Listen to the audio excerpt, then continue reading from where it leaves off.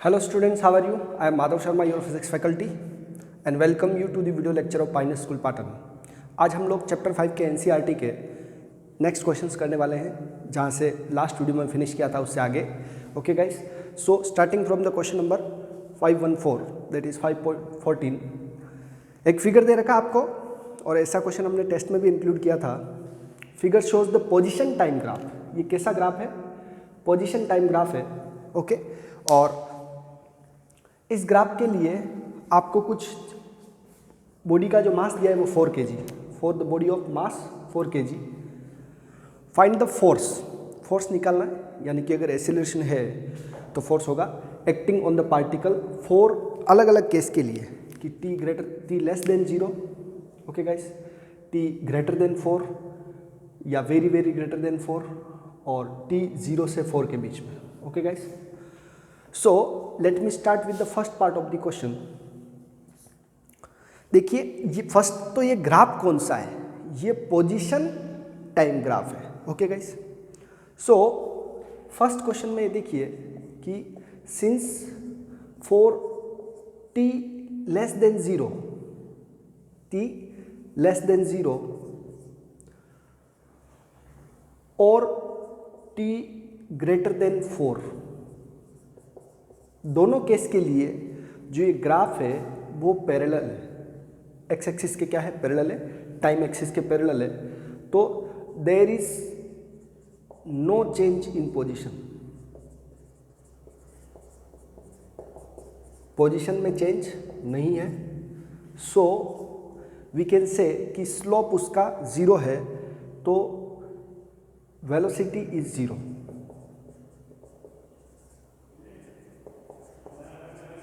Hence f equals to क्या हो गया? 0. क्योंकि वेलोसिटी 0 है तो एक्सीलरेशन भी 0. किस केस के लिए? t लेस देन 0 और t very very greater than 4 के लिए, यानी कि इस 4 से आगे और इस 0 से पीछे दोनों केस में आपका फोर्स क्या हो गया? 0 हो गया.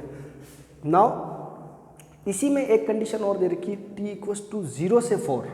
ओके गाइस, तो since for t greater than 0 और लेस देन 4 सेकंड, आप देखेंगे कि इसका स्लोप जो है वो ये है tan थीटा से. तो आप ये कह सकते हैं कि वेलोसिटी यूनिफॉर्म है. ठीक है, तो for 0 to 4 second slope of graph का स्लोप क्या है? इज इक्वल्स टू v, और ये होगा आपका 3/4, यानी कि 3 - 0 और 4 - 0, तो इससे आपका 3/4 मीटर पर सेकंड आया. और ये आपका यूनिफॉर्म वेलोसिटी. कैसा वेलोसिटी है? Uniform velocity. और आप जानते हैं कि यूनिफॉर्म वेलोसिटी के लिए भी विच इम्प्लाइज एक्सीलरेशन क्या है? यहाँ पर 0 है. क्योंकि वेलोसिटी, ये स्लोप स्ट्रेट लाइन ग्राफ के लिए xt ग्राफ में, xt ग्राफ में, स्ट्रेट लाइन ग्राफ के लिए वेलोसिटी यूनिफॉर्म होती है. और क्योंकि वेलोसिटी यूनिफॉर्म है तो एक्सीलरेशन क्या हुआ? 0 हुआ. Hence we can say f equals to again क्या हो गया? 0 हो गया. तो जो आपका फर्स्ट क्वेश्चन है यहाँ पर, the force acting on the particle for these all cases, force क्या हो गया आपका? 0 हो गया. समझ में आ गई बात? Now we will see the second part of this question. Find impulse. Impulse means change in momentum. जब कभी किसी बॉडी पर शॉर्ट टाइम के लिए, पर्टिकुलर इंस्टेंट के लिए फोर्स अप्लाई होता है तो उसका हम लोग क्या निकालते हैं? इंस्टेंट निकालते हैं. Okay guys, so t equals to 0 पर, यानी कि 0 से जस्ट पहले और 0 के जस्ट बाद क्या वेलोसिटी थी वो देखनी है. And t equals to 4 second पर, तो 4 सेकंड से जस्ट पहले और जस्ट बाद क्या वेलोसिटी थी उस इंस्टेंट पे, तो वो देखना है. ओके गाइस, तो सेकंड क्वेश्चन स्टार्ट करते हैं. फॉर t इक्वल्स टू 0, ठीक है, t इक्वल्स टू 0 यानी कि 0 सेकंड पर आपका जो 0 से पहले जो वेलोसिटी था, वेलोसिटी बिफोर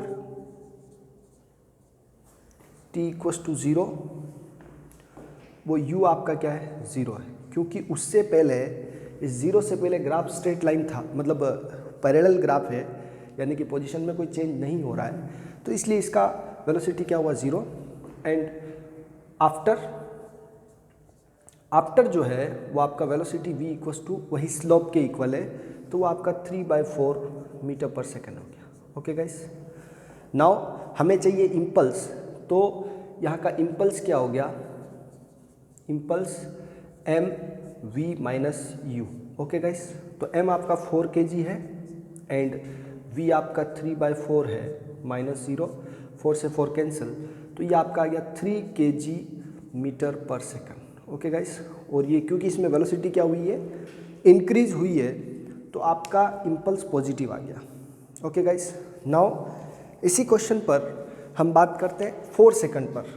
इस पार्ट का जो 4 सेकंड पर हमको इम्पल्स निकालना है उसकी बात करते हैं। तो at t equals to 4 second, जो जस्ट बिफोर वेलोसिटी क्या है, तो जस्ट बिफोर वेलोसिटी है 4 सेकंड से जस्ट पहले वेलोसिटी यूनिफॉर्म है, और वो आपकी 3/4 जो आपने पहले निकाल रखी है, वेलोसिटी जस्ट बिफोर, तो उसको u ले लेते हैं इस बार, क्योंकि इस टाइम के लिए इनिशियल वेलोसिटी कितनी है 3/4 metre per second. And after है वेलोसिटी जस्ट आफ्टर 4 सेकेंड, वो आपकी 0 हो गई, क्योंकि अब यहाँ पर वेलोसिटी क्या हो गई, ये पैरेलल ग्राफ होने से पोजीशन में कोई चेंज नहीं हो रहा है, वेलोसिटी 0 हो गई। तो हियर इम्पल्स क्या हो जाएगा आपका, impulse is equals to m v minus u। Here v और u की वैल्यू पहले से उल्टी हो गई है, तो v0 और u आपका 3/4 सोल्व आउट करेंगे, तो यही आंसर आपका -3 kg मीटर पर सेकंड आ गया। यानी कि दोनों का जो इम्पल्स है, इस जगह पर इम्पल्स और इस जगह इम्पल्स, दोनों एक दूसरे के क्या है, अपोजिट है। तो ओवरऑल इस क्वेश्चन का आपको आंसर मिला कि इस जगह के लिए 3 kg मीटर पर सेकंड, और इस जगह के लिए यानी कि t इक्वल्स टू 4 सेकंड के लिए इम्पल्स कितना हुआ, -3 kg मीटर पर सेकंड। ओके गाइस, नाउ अब आपको क्या कंक्लूजन निकालना है कि ये कौन सा ग्राफ था, पोजीशन टाइम ग्राफ था। ओके, और पोजीशन टाइम ग्राफ में वेलोसिटी निकाल के फिर वो जो इम्पल्स का फॉर्मूला है mv माइनस mu, वहाँ से निकलेगा इम्पल्स, स्ट्रेट लाइन मोशन है इसलिए। नाउ अगर यही आपका फोर्स टाइम ग्राफ होता है, क्या होता है, फोर्स टाइम ग्राफ, तो उसका जो एरिया होता है वो आपका इम्पल्स रहता है। फोर्स टाइम ग्राफ का एरिया क्या होता है, इम्पल्स रहता है। और ऐसा क्वेश्चन आपको पहले करवा रखा है, इसका स्क्रीनशॉट ले लेंगे आप लोग पूरे क्वेश्चन का। Now we will go to the next question over here. और अब आगे 5.15 और 5.16 कुछ ऐसे क्वेश्चन हैं जो या तो ऑलरेडी आपको करवा रखे हैं या सिमिलर टाइप के क्वेश्चंस आपने पहले बहुत सारे किए हैं। ओके, तो क्वेश्चन रीड आउट करें और देखिए, खुद से ट्राई करें उसको, मैं करवाता हूँ बोर्ड पर फटाफट।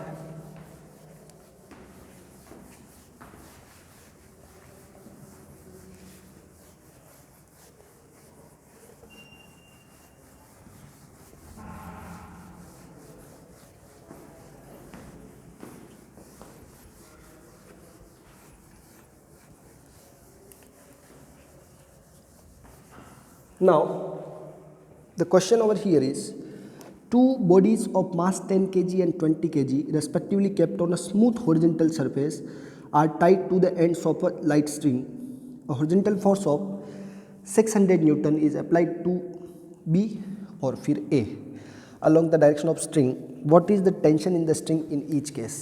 Okay guys, simple question है, क्वेश्चन नंबर 5.15, और आप खुद से अगर इसको ट्राई करें तो जल्दी हो सकता है। मैं क्वेश्चन का स्टेटमेंट नहीं लिख रहा हूँ, उससे टाइम बचेगा आपका। एक बॉडी आपकी 10 kg की है और दूसरी बॉडी आपकी 20 kg की है। ओके गाइस, ये बॉडी A है, ये बॉडी B है, फ्रिक्शन को काउंट नहीं किया है, दोनों स्ट्रिंग है, और इस पर फोर्स 600 न्यूटन ने अप्लाई किया है। ऑलरेडी क्वेश्चन कर रखा होगा ऐसा। अब दो केस है, एक तो जब आपने B पर फोर्स लगाया, ओके, और दूसरा जब आपने A पर फोर्स लगाया। ओके गाइस,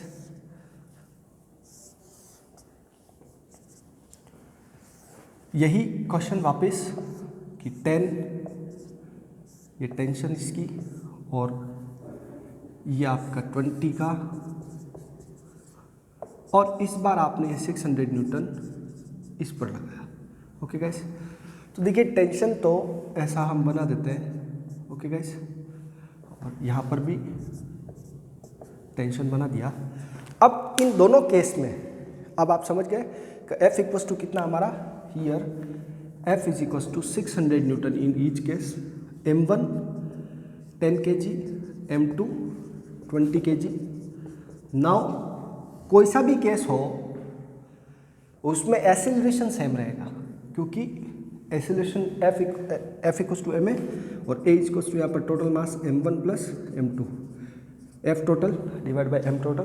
ठीक है, यहाँ पर हो गया हमारे पास F इज इक्वस टू 600 और divide by 10 plus 20 that is 30, तो 600 बाई 30, तो it will be 20 metre per second square.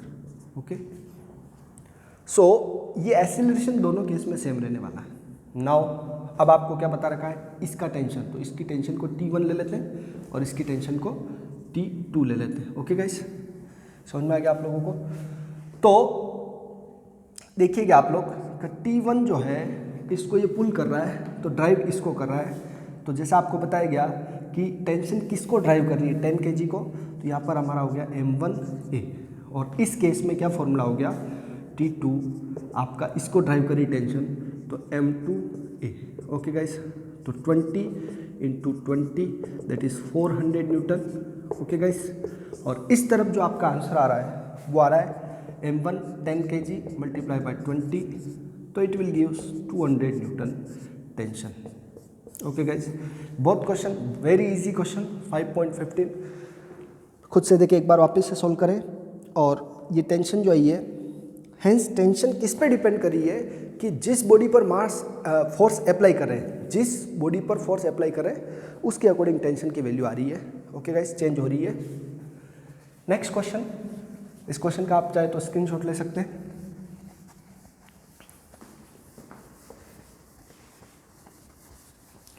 Question number 5.16,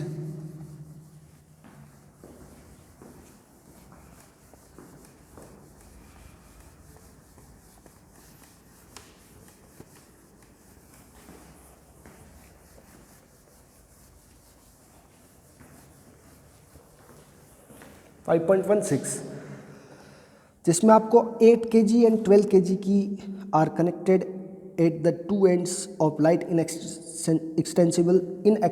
extensible strings that goes over a frictionless pulley. Find the acceleration and tension in the string when the masses are released.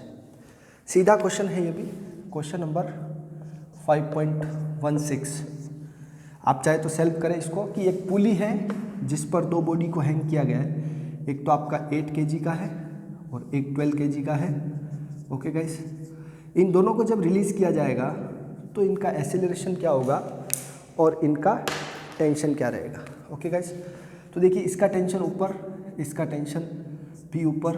Okay guys, now इसका wait नीचे 12g, इसका wait भी नीचे 8g। Now आपको अगर पूरा system है तो हैवी बॉडी की तरफ मूव करेगा, तो ये A और ये A। ओके गाइस, नाउ आपको डायरेक्ट बता रखा है, चाहे फ्री बॉडी से आप सीखें, डायरेक्ट ये बता रखा है कि F net divide by M total. ठीक है, ये क्या हो गया आपका एक्सेलरेशन हो गया। F नेट कितना है 12g minus 8g। Okay, divide by M total 12 plus 8, 12 minus 8 that is 4g divide by 12 plus 8 20। g की वैल्यू 10 पुट करें तो ये हमारे पास आंसर आया है 2 metre per second square. Okay guys, acceleration की वैल्यू आ गई है। ओके, और जो बच्चे इसको नहीं समझ पा रहे तो वो देखें कि एक्सेलरेशन का formula m1 minus m2 divide by m1 plus m2 multiply by g, ये भी समझ सकते हैं। जिन्होंने डायरेक्ट फॉर्मूला रट रखा है तो ऐसा कर सकते हैं कि दोनों मास का डिफरेंस डिवाइड बाय दोनों मास का सम और मल्टीप्लाई बाय g करना है, इससे आपका आंसर आ गया एक्सेलरेशन का। नाउ टेंशन का क्या फॉर्मूला होता है, तो टेंशन का फॉर्मूला सीधा है कि आप लोग चाहे तो किसी भी एक इक्वेशन को ले लेवे कि t minus 8g is equals to 8 है, t minus 8g is equals to 8a।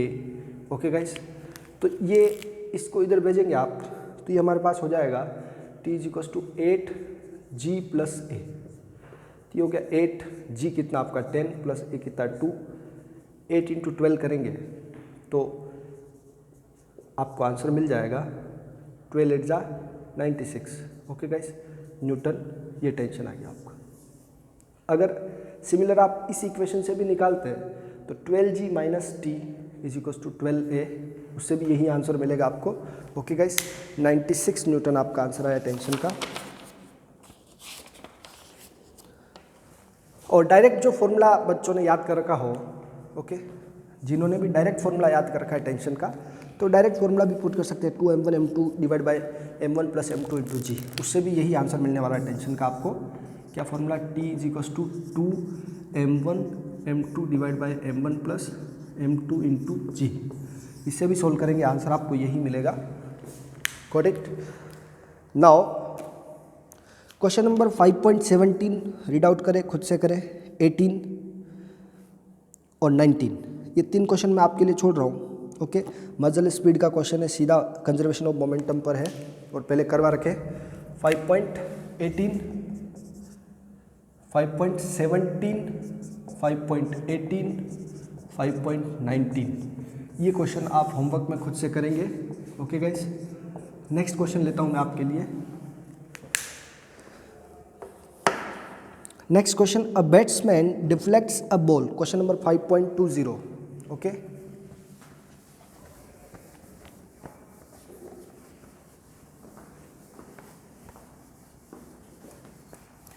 इसमें भी जो मैंने आपको होमवर्क में दिया वो क्वेश्चन आपको नहीं आ रहा हो तो आप पूछ सकते हैं, मैं आपको उसका सॉल्यूशन सेंड कर दूंगा।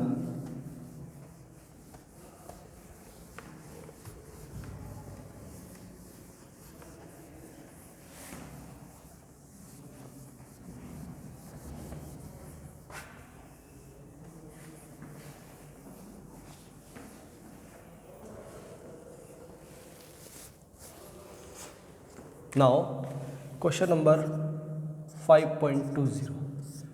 ओके गाइस, तो batsman deflects a ball by angle 45 without changing its initial speed of 54 kilometre per hour. What is the impulse imparted to the ball if the mass of the ball is 0.15 kg। Okay guys, तो mass of ball m is equal to 0.15 kg। Okay, now जो theta है जिससे उसको deflect किया है वो 45 degree and उसका जो स्पीड है उसका मैग्नीट्यूड, चाहे वो इनिशियल हो या फाइनल हो ऐसा भी कह सकते हैं आप, या v1 और v2 का जो मैग्नीट्यूड है वो आपका 54 किलोमीटर पर आवर है, जिसको 5/18 से मल्टीप्लाई करें तो ये हमारे पास आ जाता है 20 मीटर पर सेकेंड। सॉरी 3 है तो ये 15 metre per second. Okay guys, ये आपका दोनों वेलोसिटी आ गई, v1 का मैग्नीट्यूड और v2 का मैग्नीट्यूड। इस केस को थोड़ा सा रियलाइज़ करें आप लोग। क्वेश्चन तो मैंने नोट डाउन कर दिया कि एक बैट्समैन है, वो बॉल को डिफ्लेक्ट करता है और उसको 45 डिग्री से वापस सेंड कर देता है। तो इस क्वेश्चन को ऐसे पिक्चराइज करते हैं हम लोग कि सपोज दैट ये बॉल आ रही है। ओके, तो इस बॉल के डायरेक्शन को उसने चेंज करके इस तरफ भेज दिया। ये आपका v1 है और ये क्या है, v2 है। ओके गाइस, इनके बीच का एंगल कितना है, 45 डिग्री। ओके, नाउ अब यहाँ पर इम्पल्स लेते तो v1 माइनस v2 या v2 final minus initial v2 minus v1 वैसा ही रहता है, लेकिन इनका रिजल्टेंट जो वेलोसिटी है वो ये रही। ओके गाइस, और वो क्या रहेगी, अगर आप यहाँ पर पैरेललोग्राम लो लगाते हैं, ओके, तो ये v2 है। Okay guys, v2 minus v1 ये आपका यहाँ पर आंसर आ रहा है। क्या आ रहा है, v2 माइनस v1। ये v2 माइनस v1 को दिखाता है क्योंकि दोनों डायरेक्शन, ये v1 जो है वो नेगेटिव है। क्या है, नेगेटिव है, इस तरफ होता तो पॉजिटिव रहता। ओके गाइस, तो यहाँ पर वैसे एक्चुअल में जब आप पैरेललोग्राम बनाते ये अगर V1 है और ये क्या है V2 है, तब आपका ये डायगोनल V1 प्लस V2 को दिखाता है। ओके गाइस, लेकिन यहाँ पर V1 का एरो इस तरफ है तो V1 नेगेटिव हो गया, इसलिए V2 माइनस V1 हो गया ये। ओके गाइस, नाउ तो इसको रियलाइज तो कर दिया हम लोगों ने। अब इनके बीच में एंगल कितना है? 45 डिग्री। कितना है? 45 डिग्री। तो सिंस अगर चेंज इन वेलोसिटी देखें अपन, चेंज इन वेलोसिटी, तो वो कितना है आपका? Magnitude of V1 minus V2। Okay guys, now in दोनों के बीच का एंगल कितना? 45 डिग्री।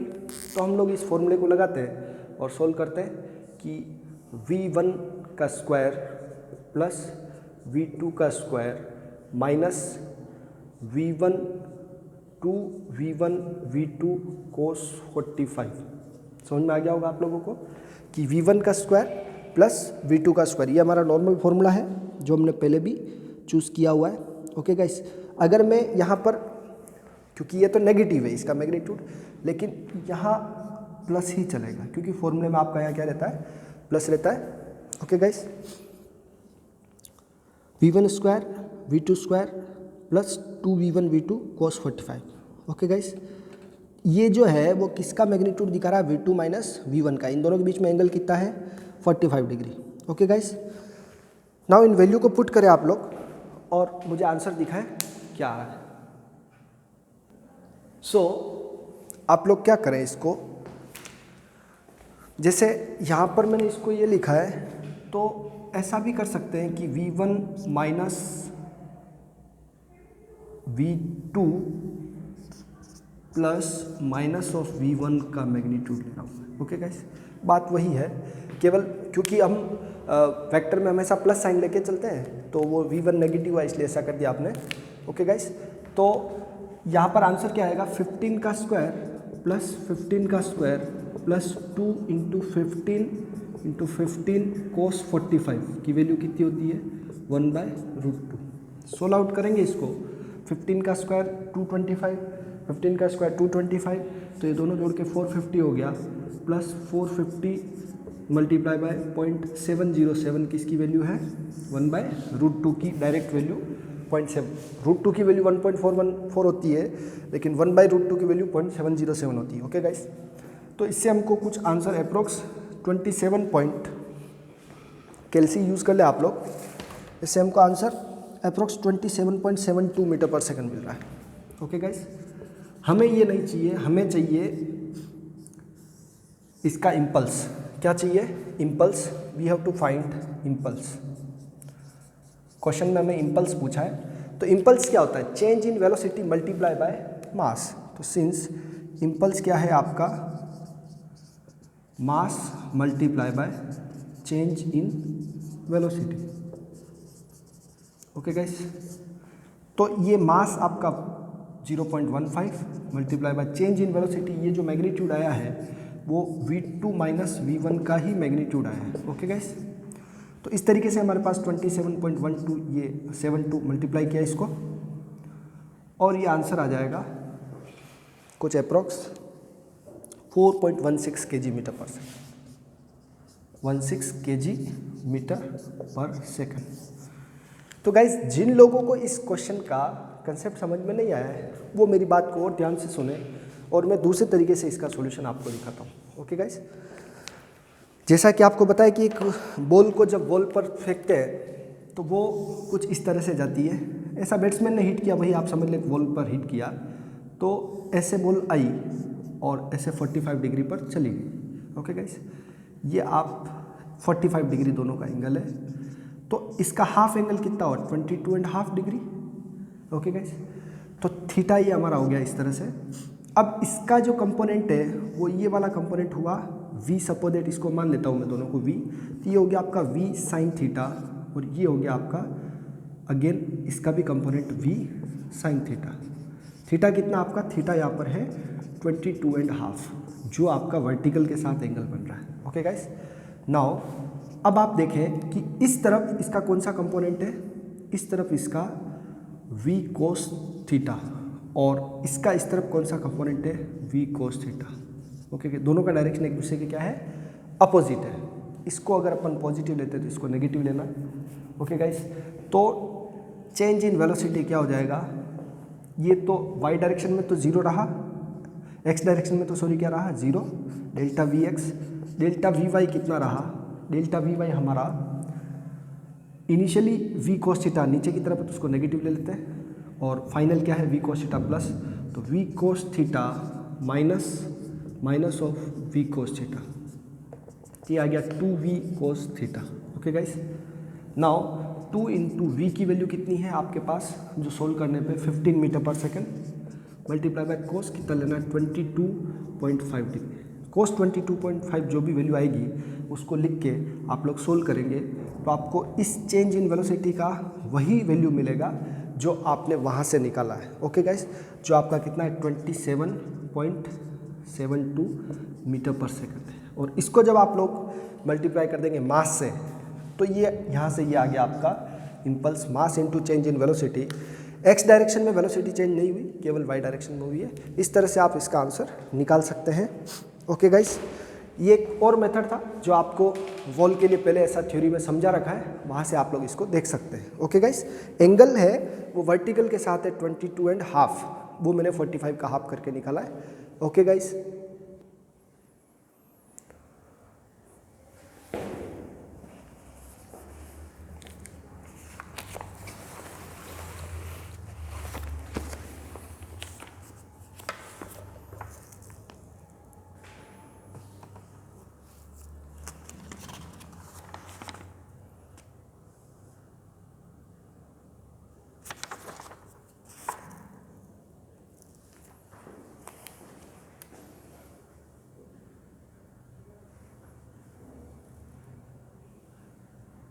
Now next question,